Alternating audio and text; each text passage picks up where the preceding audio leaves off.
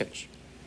Dijo que el gobierno no se quedará con los brazos cruzados. El presidente del Consejo de Ministros, Juan Jiménez Mayor, informó que las fuerzas combinadas de la policía y de las Fuerzas Armadas reforzarán los trabajos que desempeñan las empresas transportadoras de gas en la zona de Camisea. El incidente lamentable del aeródromo de Quiteni es un tema que vamos a reforzarlo, vamos a dar las mayores medidas de seguridad para que no ocurra nuevamente un incidente como estos, pero quiero señalar que en todos los puntos críticos del gasoducto, en los primeros 200 kilómetros, la Fuerza Armada y la Policía Nacional tiene destacamentos que están brindando seguridad.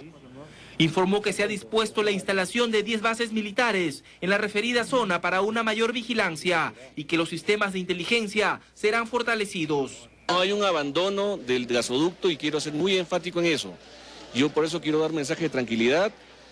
Por supuesto que cualquier estrategia no se puede revelar y por supuesto estamos dando todas las posibilidades, con todas las posibilidades que tenemos hoy día, ver la forma de reforzar la seguridad. ¿Habrá más puestos de vigilancia? Además de eso, se están poniendo más bases militares, 10 bases militares, unas reforzándose y otras instalando nuevamente, que estarán listas a diciembre de este año. También se refirió a la huelga de médicos que se prolonga por varias semanas.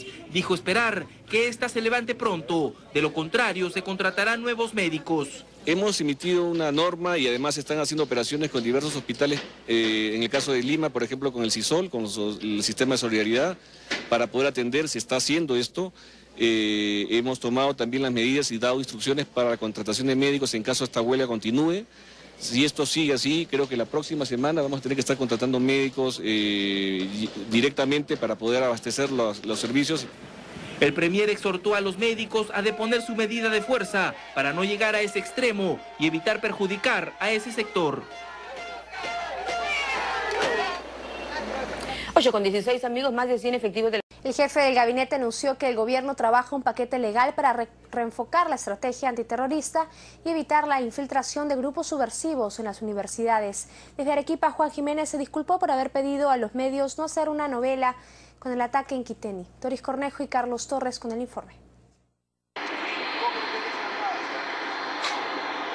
El Ejecutivo trabaja en los lineamientos de normas que significarán una reforma de la ley de terrorismo, con la finalidad de cerrarles el paso a los grupos extremistas en las universidades y otras instituciones.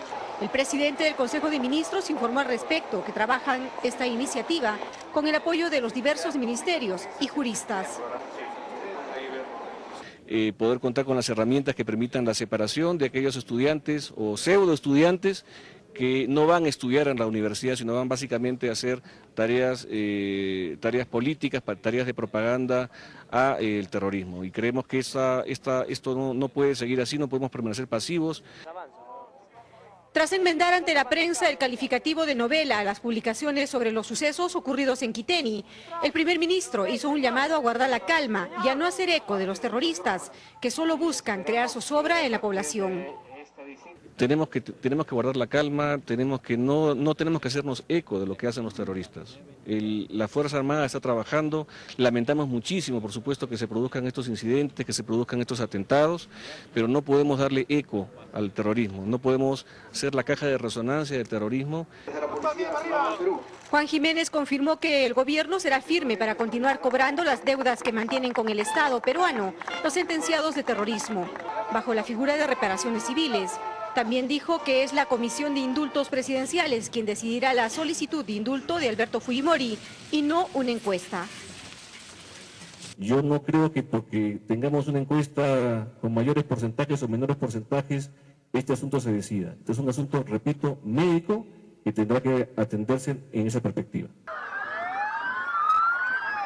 El presidente del Consejo de Ministros ofreció estas declaraciones en el marco de la visita que realizó a Arequipa, acompañado de los titulares del Interior, Justicia y Transportes y Comunicaciones, así como también de los congresistas por esta región. El ministro del Interior recibió una donación de 100 motocicletas del gobierno regional que serán destinadas a las comisarías rurales de todas las provincias y también firmó un convenio para la construcción de una escuela para oficiales de la Policía Nacional. Una nutrida agenda que contempló, entre otras actividades, una visita a los penales y reunión con las autoridades para tratar temas de seguridad ciudadana, ocupó a los ministros durante toda la jornada en Arequipa. Doris Cornejo, Canal N.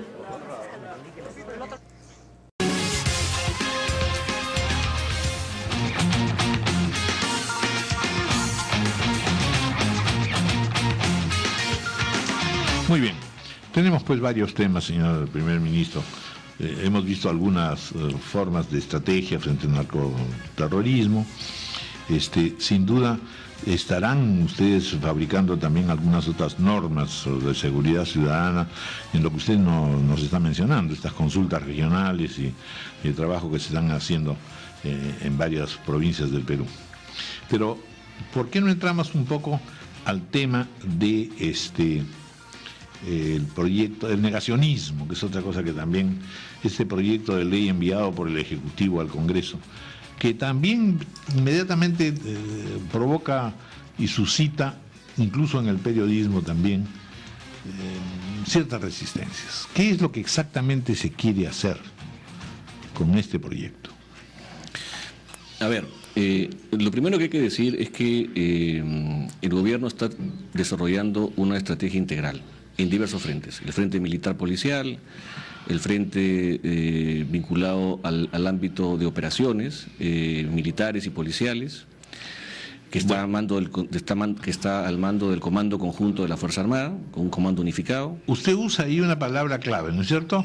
Que el gobierno tiene un planteamiento integral. Así es. Que va a contrapelo de lo que todo el mundo dice. Todo el mundo dice, bueno, no todo el mundo, pero digo, en fin, los sectores políticos de oposición. Los sectores políticos dicen, no hay un plan integral, sí, no se entienden los ministros entre sí, y un poco es al tuntún que responden a la velocidad de acontecimientos negativos. Hay un plano político en esta tarea, en donde ciertamente es muy penoso la división que hay en el país, ¿no? Frente a una guerra, frente a una situación de conmoción como la que estamos viviendo en ciertas zonas del país, estamos siendo caja de resonancia y en ese sentido la oposición está muy activa, lastimosamente buscando afectar la moral de las tropas. Y quiero decirlo con absoluto conocimiento de causa, porque han sido los reportes que tenemos por parte del Comando Conjunto de cada uno de estos incidentes políticos, porque yo quiero hablar de los incidentes militares y los incidentes políticos que tienen el eco de ciertos problemas y dificultades que siempre vamos a tener, repito, porque esto es una guerra. Y esta resonancia política afecta directamente a quienes están conduciendo las operaciones en el terreno. Entonces ahí yo creo que la oposición está haciendo un juego equivocado. En una guerra todos tenemos que estar unidos. Por supuesto que podemos tener críticas, pero hay que tener las críticas exactas y las críticas alturadas frente a este tema. Cada vez que hay un incidente se quiere interpelar a un ministro, se quiere ya que caiga el gabinete, que renuncie el ministro de Defensa. En la primera conversación, en la primera parte de este programa, hemos escuchado nítidamente que se perfila una opinión en el sentido de que el presidente de la República debiera convocar a las fuerzas políticas, cosa que es completamente natural, ¿no? Eso no, conversar no es pactar, decía Pérez, ¿no es cierto? Y que de allí debiera resultar un gabinete de alguna manera de unidad nacional. Usted se inaugura como el gabinete del diálogo, no es suficiente. Bueno, entonces quieren un quinto gabinete y quieren un sexto gabinete seguramente si no les gusta. La oposición está buscando poner la agenda y el gobierno también está planteando la agenda. Y la agenda de seguridad que está formulando el gobierno es una agenda seria, pero quiero decirle, don Raúl, en los temas de los frentes de acción, el frente militar policial, el frente político, en donde lastimosamente estamos perdiendo la batalla, quiero decirlo, porque lastimosamente la oposición está haciendo politiquería con el tema de la seguridad pública en el país, y quiero decirlo enfáticamente. Y aquí tenemos que plantear la unidad, y el propio presidente Ollantaytamala ha planteado la unidad del país en este tema. Y tenemos también el frente jurídico, que yo quisiera resaltarlo, es parte de mi activo además profesional, y el frente jurídico plantea la necesidad de que podamos efectivamente hacer una reforma normativa a los temas de seguridad en el país. no solamente el tema de seguridad ciudadana, paquete que venimos discutiendo. Lastimosamente el Congreso nos negó las facultades legislativas, pero vamos a presentar al Congreso un paquete normativo muy interesante sobre temas de seguridad. Ya hemos aprobado una propuesta que estamos remitiendo al Congreso en los próximos días de reforma del nuevo Código Procesal Penal. Vamos a modificar artículos para buscar la eficacia en la persecución del delito. Hay muchas quejas en el interior del país, sobre todo. Acá en Lima no se aplica el código, pero en Trujillo, en Arequipa, en otras zonas del país sí se aplica y hay serios problemas de impunidad, porque cerca del 90% de denuncias que ingresan al sistema penal peruano no pasan al Poder Judicial. Entonces hay que ver qué está pasando, porque esa data que puede estar revelando un alto nivel de impunidad respecto a la delincuencia. Permíteme, en este frente jurídico estamos trabajando también normas vinculadas al terrorismo.